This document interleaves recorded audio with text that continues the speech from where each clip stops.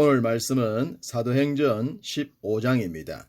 예루살렘 교회의 공식 파송이라는 주제로 말씀을 전하겠습니다. 바울과 바나바가 안디옥 교회의 파송을 받고 올랐던 선교 사역은 놀라운 열매를 보여주었습니다. 유대인들의 박해로 인해 변경했던 이방인 선교는 그야말로 기적의 경지였습니다. 지난 시간에 말씀드렸듯이 이방인들에게 믿음의 문을 여신 것을 보고했다고 했습니다. 자신들을 파송했던 안디옥 교회의 말이죠. 이 보고가 정말 중요한 보고가 되겠죠. 향후 선교의 방향을 결정하는데 핵심적이기 때문입니다. 바울의 보고를 받고 있던 안디옥 교회도 여전히 율법과 함께 복음도 유대인들만의 것이라고 생각하는 사조가 있었기 때문입니다. 그러던 중 유대로부터 내려온 형제들이 이런 얘기를 합니다. 1절 너희가 모세의 법대로 할례를 받지 아니하면 능히 구원을 받지 못한다 라고 말입니다. 이 말은 유대인의 언약 관계인 할례 없이는 구원이 불가능하다는 뜻입니다. 즉 유대인의 공동체로 들어와야 한다는 것입니다. 그들이 비록 이방인이더라도 말이죠. 이러한 가르침은 유대인을 통해 이방인들에게 율법을 전하기 위한 언약의 통로였습니다. 그러나 이제는 그리스도께서 오셨고 대속의 사역을 통해 모든 민족이 하나님께 나아오도록 하셨습니다. 그러니 더 이상 유대인의 언약 관계인 할례를 행할 필요가 없어진 것이죠. 구원은 더 이상 유대인의 전유물이 아니었기 때문입니다. 이방인들에게 믿음의 문이 열리는 것을 목격했던 바울과 바나바는 그것을 목격하지 못한 형제들의 주장을 받아들일 수 없었습니다. 옛날 표현으로 서울 가본 사람과 가보지 않는 사람의 싸움이라고 할까요? 두 주장은 합의점을 만들어내지 못했습니다. 그러자 자연스럽게 상위 기관이라고 할 수 있는 예루살렘 교회에 보고를 하자고 합니다. 그리하여 바울과 바나바가 예루살렘 교회에서 선교 보고를 하게 됩니다. 이 보고는 안디옥 교회에 보고를 했던 것 이상으로 중요하고도 중요했습니다. 만약 여기서 이상한 결정이 나게 된다면 세계 선교를 향한 하나님의 뜻은 또다시 후퇴하기 때문입니다. 선교팀은 하나님께서 이방인들에게도 구원의 문을 여셨고 성령을 주셨으며 우리와 동일한 하나님의 백성으로 삼으셨다고 했습니다. 그러자 유대인 크리스천 중에 바리새파 출신은 이방인에게 할례를 행하고 모세의 율법을 지키라 명하는 것이 마땅하다는 주장을 합니다. 여전히 유대인의 틀에 잡혀 있었던 것이죠. 예루살렘 교회도 안디옥 교회에서처럼 합의를 도출하기 쉽지가 않았습니다. 그때 한 사람이 일어섭니다.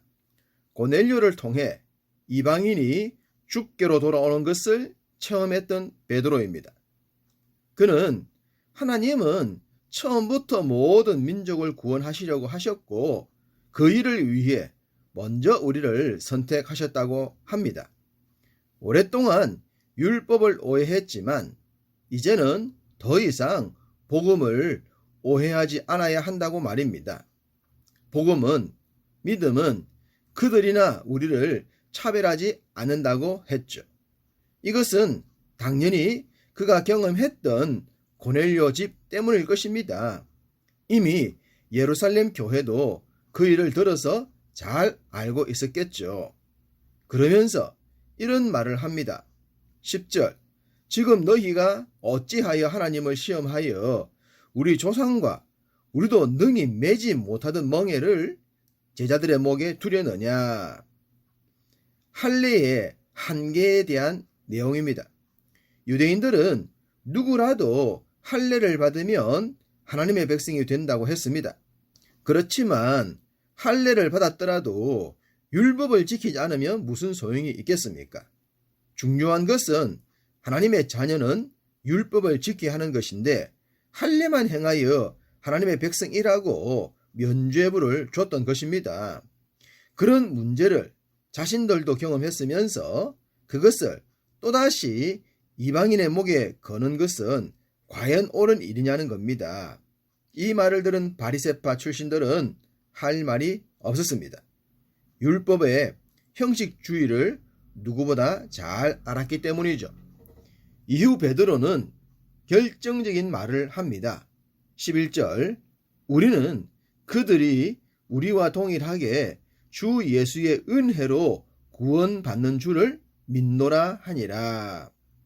유대인이나 이방인이나 어떤 민족이더라도 은혜와 믿음으로 구원을 받는다는 것이라고 선포합니다. 당시 베드로가 예루살렘 교회에서 차지하는 비율은 절대적이었습니다. 그런 베드로가 자신의 체험과 성경의 내용까지 설명하면서 반박할 거리가 없을 정도로 얘기하자 모두가 수긍을 할 수밖에 없었습니다. 하나님은 이 일을 위해서 미리 고넬료의 집에 베드로를 보내셨던 것입니다. 베드로의 말이 끝나자 또 한 사람이 일어섭니다.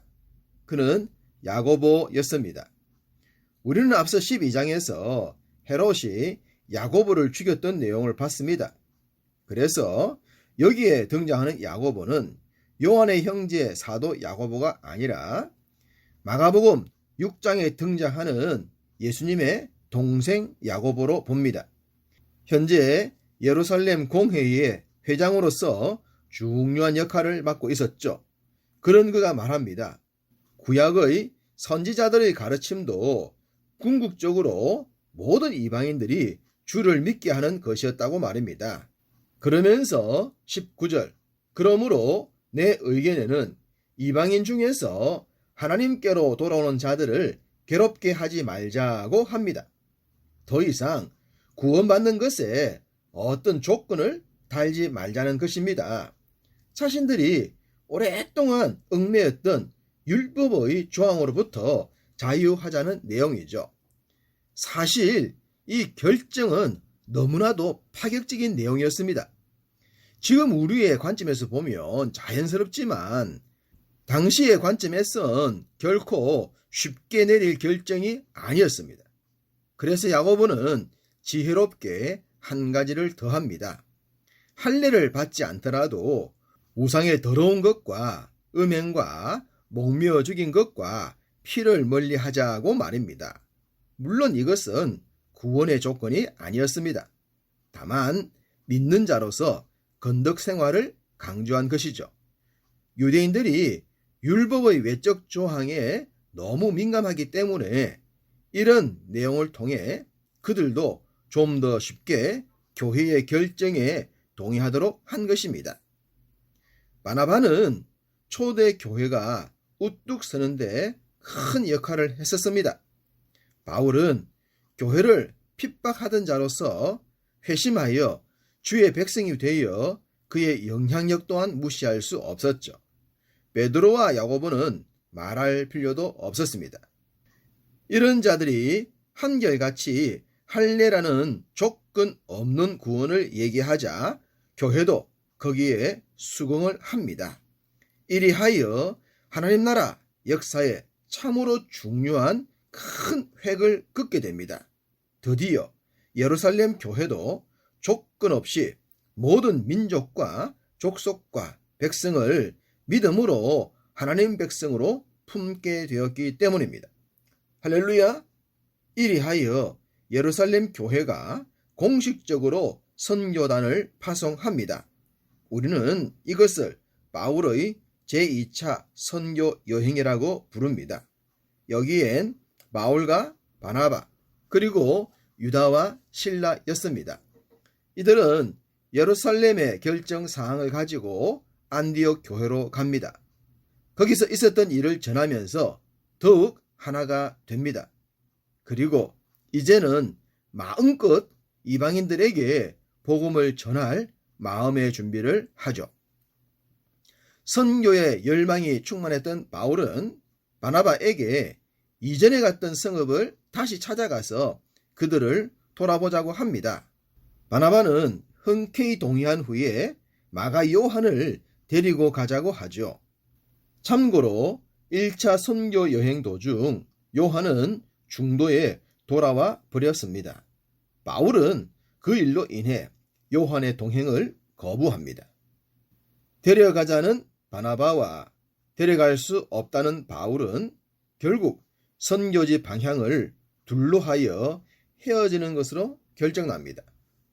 하나 되지 못한 둘의 헤어짐은 큰 아쉬움입니다. 그러나 훗날의 관점에서 보면 여기서도 주의 뜻이 있음을 알게 됩니다. 어쨌든 그 모든 일들을 통해 복음은 모든 민족을 향해 힘차게 뻗어 나갑니다. 이러한 선교 역사는 주님이 다시 오실 때까지 이어지겠죠. 우리는 오늘도 그 이어짐 속에서 살아가고 있습니다. 그러니 오늘도 자연스럽게 복음 전도자의 삶을 삽시다. 그리하여 여러분의 범사가 주의 복음 전파에 귀한 도가 되시기를 주님의 이름으로 축복합니다.